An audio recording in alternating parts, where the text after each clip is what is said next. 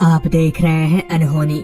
अनहोनी में आज की कहानी हमारे साथ शेयर की है जयपाल जी ने।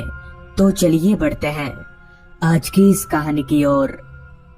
मैंने अपने जीवन के 15 साल ट्रक ड्राइवर के काम में गुजारा है और उन 15 सालों में मेरे साथ छोटी बड़ी काफी सारी घटनाएं घटी हैं।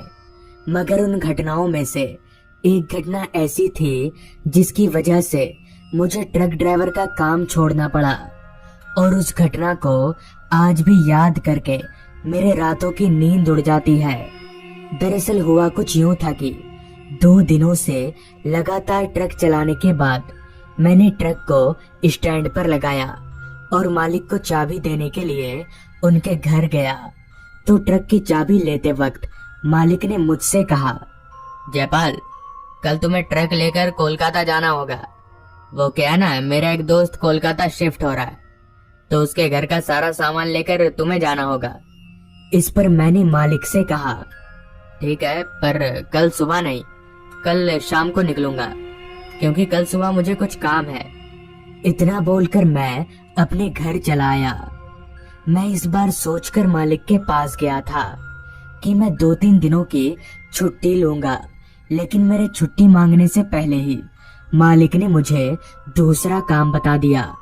खैर, मैं कुछ कर भी नहीं सकता था, मालिक की बात तो माननी ही पड़ेगी।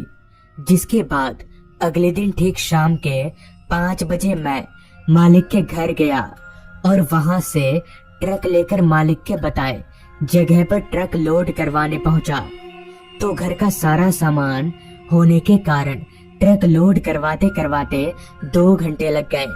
जिसके बाद ठीक शाम के 7 बजे मैं ट्रक लेकर कोलकाता जाने के लिए रवाना हो गया। ठंड का मौसम होने के कारण शाम के 7 बजे ही रात के 10 बजे की तरह मालूम पड़ रहा था।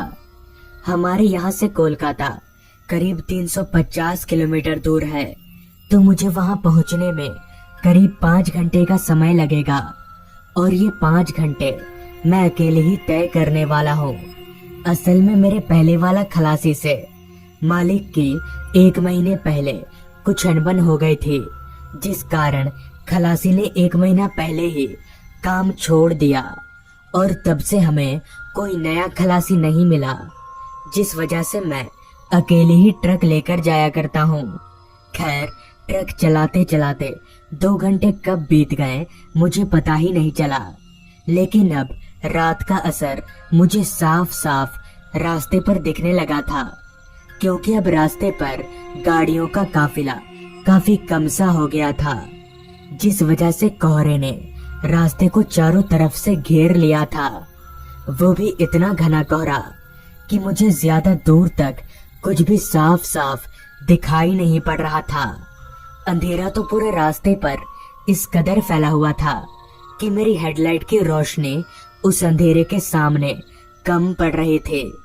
कुछ दूर इसी तरह आगे बढ़ने के बाद मैंने जब अपनी घड़ी में वक्त देखा तो रात के 9:30 बज रहे थे। काफी देर से कुछ ना खाने के कारण अब मुझे काफी तेज भूख भी लगने लगी थी। तो मैं ट्रक को कुछ देर के लिए रास्ते के एक किनारे पर रोका और घर से लाए खाने को खाने लगा। करीबन 15 मिनट खाना पीना खाने के बाद मैं वापस से ट्रक को भगाने लगा। काफी ठंड होने की वजह से मैंने ट्रक की सारी खिड़कियां बंद कर रखी थी, ताकि ठंडी ठंडी हवाएं ट्रक के अंदर ना आ सके। अभी मैं ट्रक चला ही रहा था, तभी मुझे याद आया कि एक शॉर्टकट रास्ता है जिससे मैं 1 घंटे पहले कोलकाता पहुंच जाऊंगा। और ये सोचते ही मैंने ट्रक को उस रास्ते पर ले लिया। तो उस रास्ते पर ट्रक को लेते ही मैंने देखा कि वो रास्ता दोनों तरफ से जंगलों से घिरा हुआ है, और उस रास्ते पर पहले वाले रास्ते से भी ज्यादा अंधेरा फैला है। जंगली रास्ता होने के कारण रास्ता काफी टूटा फूटा सा था। अभी मैं आगे बढ़ ही रहा था कि तभी मेरी ट्रक का टायर खड्डे में पड़कर उछला। तो ट्रक के उछलते ही मुझे एक आवाज आई, अरे ट्रक ध्यान से चला, वरना पीछे रखा सारा सामान टूट जाएगा।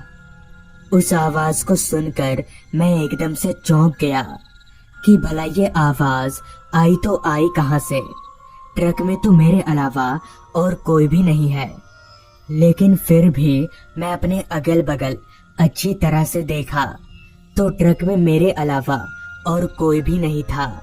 खैर, मैं इसे अपने मन का वहम मानकर आगे बढ़ने लगा। करीब 10 मिनट इसी तरह से ट्रक चलाने के बाद अचानक ही मेरे नाक में बेड़ी जलने की गंध आने लगी। मगर ये कैसे हो सकता है?